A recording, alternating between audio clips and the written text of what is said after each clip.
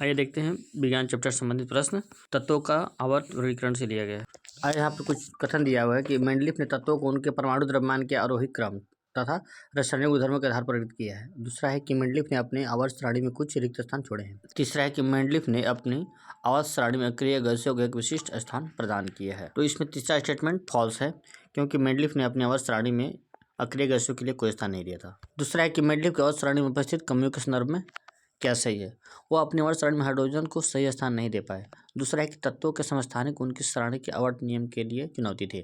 और तीसरा है कि उनकी सारणी में एक तत्व से दूसरे तत्व की ओर बढ़ने पर परमाणु द्रव्यमान नियमित रूप से नहीं बढ़ते। इसके तीनों स्टेटमेंट सही हैं।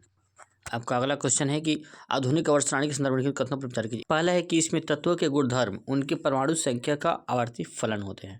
और दूसरा आपका है कि इसमें 7 समूह तथा 18 आवर्त हैं। तो इनमें से सही कौन कौन से हैं? तो इसका सही आंसर हो जाएगा आपका 1 और 2 दोनों। नेक्स्ट क्वेश्चन हम लोग ये बोल रहे हैं कि आधुनिक आवर्त सारणी के संदर्भ में कथनों में से कौन सा सही नहीं है, ये बताना। चौथा में हमको ये बताना है कि इनमें से कौन सा सही है। तो पहला दे रहा है कि एक ही समूह के सभी तत्वों की संयोजकता इलेक्ट्रॉनों की संख्या समान होती है।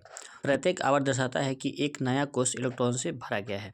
और सी कह रहे हैं कि आवर्त में बाईं से दाईं ओर जाने पर परमाणु त्रिज्या घटती है, जबकि समूह में ऊपर से नीचे जाने पर परमाणु का आकार बढ़ता है। और डी कह रहे हैं कि धात्विक अभिलक्षण आवर्त में बढ़ता है तथा समूह के नीचे जाने पर घटता है।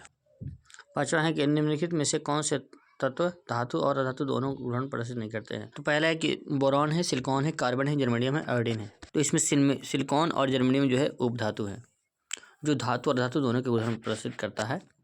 इसलिए क्या हो जाएगा, उत्तर हो जाएगा आंसर सी।